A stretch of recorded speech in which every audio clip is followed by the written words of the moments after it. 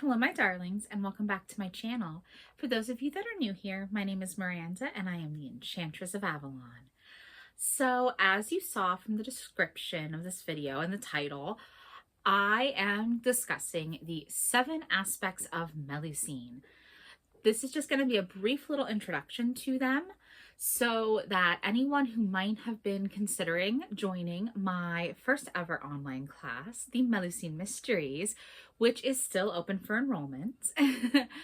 In case you were wondering what the aspects we'll be studying are, this video is your little primer for that information. So let's get into it. So the 7 aspects of Melusine are aspects that I have encountered upon a lot of work with Melusine over many years and a lot of thorough studying of her legends. And when I decided that I was going to be doing this course, I was going to be creating this online class to mentor and guide a group of students into the magic and arcane wisdom of the fairy queen Melusine, structuring it along with these aspects that are just really obvious to me, at least in her legend, was the ideal way to aid others in learning about her and really deepening into her energy. By deepening into the energy in each specific aspect over the course of the 7 months of the class. And we will be beginning for the month of April, we will be studying the Maiden Melusine. So the Maiden Melusine is where it all begins. This is Melusine in her youthful, childlike aspect, but also her young womanhood, her teenage years. This is so intimately connected to Avalon because Melusine spent her childhood in Avalon, and we're going to deepen into the intricacies of what Melusine's maiden energy is, how it connects to other maiden goddesses, and how it is unique to her. Then in May, we will be studying her Well Maiden or Lady of the Fountain aspect. This is very much an integral part of her story when she is a Lady of the Fountain, tending this beautiful, sacred water well in the forest, because this is where she meets her future husband, Raymond, for the first time. And we will be learning all about that aspect. And of course, there are other well maidens and ladies of the fountain that we can say have similar energy because they are connected to these sacred fountains, these holy wells. And it's such an amazing energy, and I'm so excited to study it for May. In June, we will be studying the Creatrix Melusine. Her Creatrix aspect is very much so her lover aspect, her very sexual and fertile aspect, because she is a fairy queen who creates so much in her legend that it's really, really omnipresent to see all of these things she's created. She's known as the builder fairy. She essentially is the one to build the entire town of Lusignan. And of course, she creates children. She has 10 sons. So this is that lover energy and the creative energy combining in this creatrix aspect, and a very, very potent energy to get to know within Melusine's legend. For July, we will be working with her mother aspect. And as I said, Melusine is the mother of 10 sons in her legend. So her maternal aspect is very strong, very powerful and potent. And we're going to look at her as a mother, we're going to look at her sons a bit, and we're going to really discover how Melusine can mother each of us. And she certainly has mothered me throughout the creation of this class. So it's a very, very special energy. In August, we will go into looking at her queen aspect. And this is Melusine as she is right before Raymond's betrayal and during his betrayal.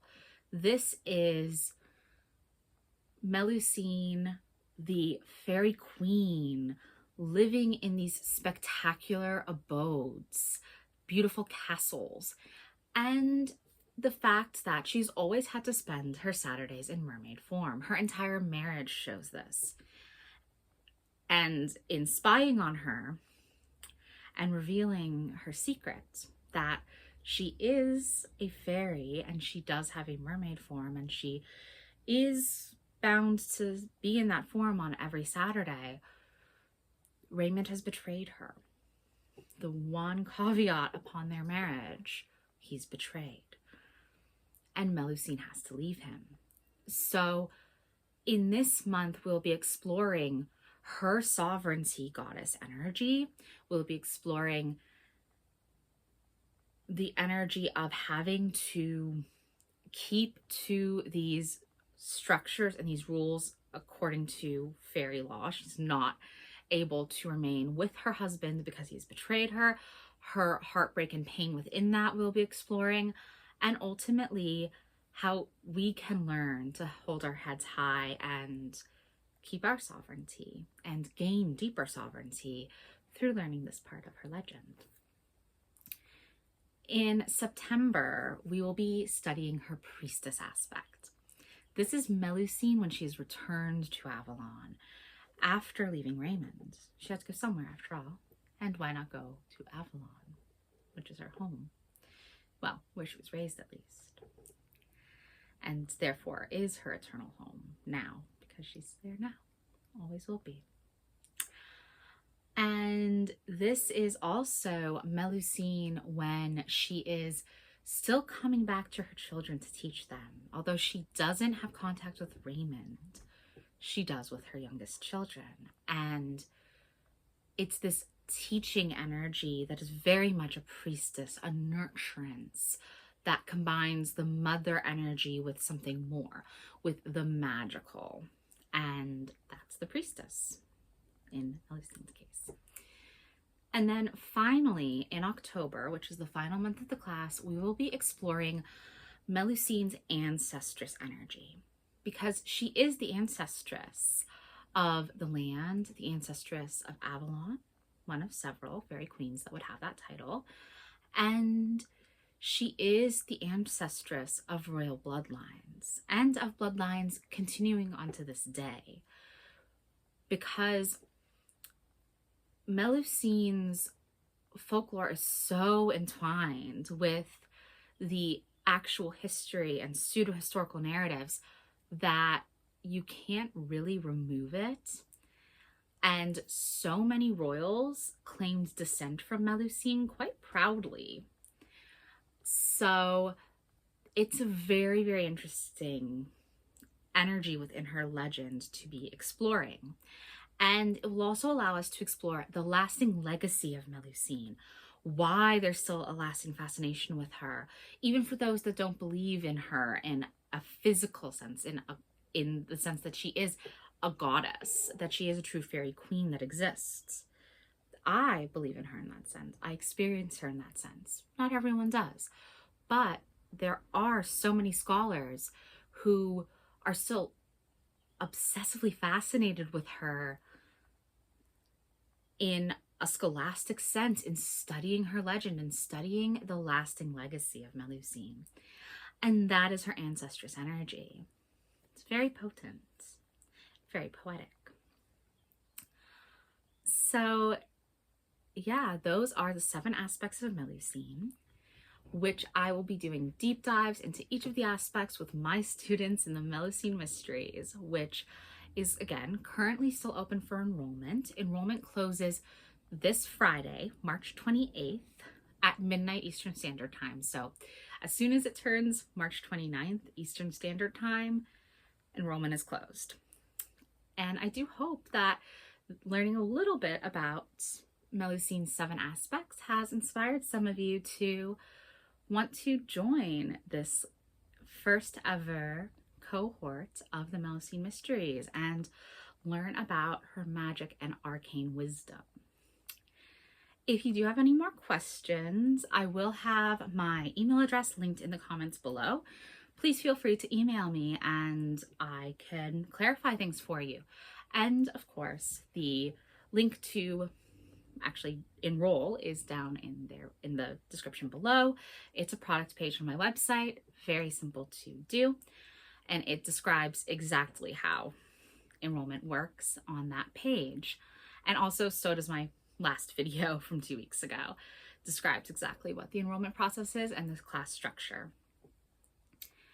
And then the final thing I will note is that if you join my Patreon, Avalonian Rose Fairy Mysteries, you do get a $25 off coupon code. So you could still save $25 off of the class price. Even if you register on the 28th, if you join Avalonian Rose Fairy Mysteries on the 28th and then register for the Melusine Mysteries, you will be able to use that $25 off coupon code. I hope this has been interesting for everyone. Please do let me know your thoughts in the comments below, and let me know if you're interested in joining me on this magical enchanted journey to Avalon with Melusine. No matter what, I hope you have an amazing week, and thank you so much for watching. Bye now.